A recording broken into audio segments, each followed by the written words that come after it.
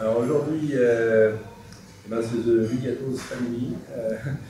Papa, le fils. Donc Jérôme maintenant travaille un petit peu avec moi.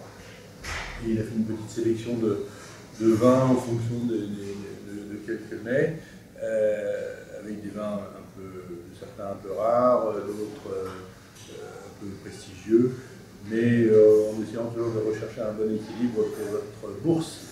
Alors, le premier, ça c'est, je crois que c'est un Rudy que tu as choisi. Un Rudy, voilà, Clonné cru, sur le fruit, très agréable, assez frais, pas trop puissant. Ça peut être démarrer. Pour commencer à peut-être faire un peu de boum de cramant en blanc de blanc, parce que ça c'est un peu notre champagne fétiche. Donc si on boit, si on veut un vin sympathique, qui ait du caractère, mais qui ne ruine pas et qui soit quand même très typé Chardonnay et Ruly. Si on veut un peu plus puissant, voilà, tu as sélectionné un Meursault, c'est ça? Voilà. Vous pouvez faire deux blancs d'ailleurs. Hein. Donc c'est un Meursault de midi de Séguin Manuel en vieille vigne qui est vraiment sur le gras.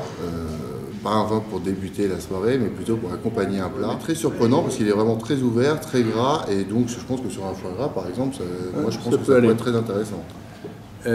Pour la volaille, alors si on reste sur l'histoire d'une volaille classique, voire de hachis, parmentier aux truffes, ces plats de Noël qu'on a évoqués, ou d'une tourte, tu as choisi le Gevrey Chambertin Racine des Temps en 2009 de René Bouvier.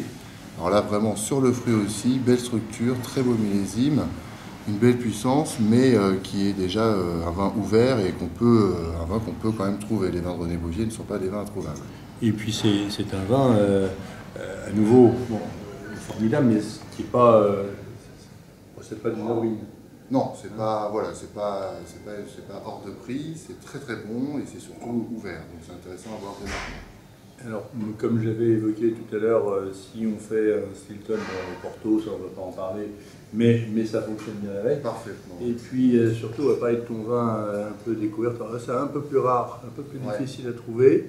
Ça se marie avec le dessert dont on a parlé, c'est-à-dire vous savez les clémentines confites, la petite salade de clémentine, éventuellement un marron glacé. C'est un vin autrichien. Assez rare, sucré, ça peut avoir un esprit de sauterne, même si ça ne l'est pas, c'est plutôt typé donc autrichien. Mais on peut aussi accompagner ça, comme tu l'as dit, avec un tokai, avec aussi des vins un petit peu sucrés ou autres. Mais ça, c'est pour un peu montrer quelque chose de différent. En fait, on substitue ça à un sauterne, parce qu'on trouve ça plus original. Mais si vous avez un sauterne, même un Montbazillac, un Jurançon ou un tokai, les quatre peuvent faire l'affaire sur la clémentine. Voilà, régalez-vous, passez un bon moment, c'est le choix de Jérôme. Bonne fête.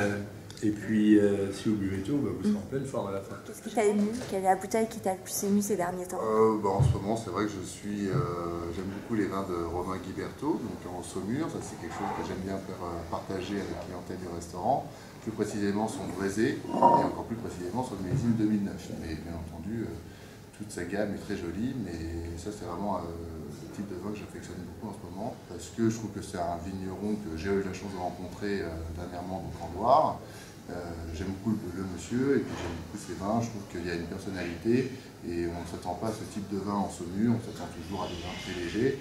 Et sur son Saumur Brézé, à l'aveugle, beaucoup de personnes peuvent penser partir sur un grand Bourgogne, justement, type Meursault. On a ce côté gras, on retrouve rarement dans ce type de vin. C'est un vigneron qui travaille d'une manière moderne et qui a vraiment une patte. Ton adresse pour un caviste? Éventuellement, on le trouve au Verger de la Madeleine. Ils vendent son Saumur Brézé 2009, ils ont encore quelques bouteilles actuellement. Sinon, vous pourrez payer le 10 très prochainement. Ok, merci Jérôme. Je vous en prie.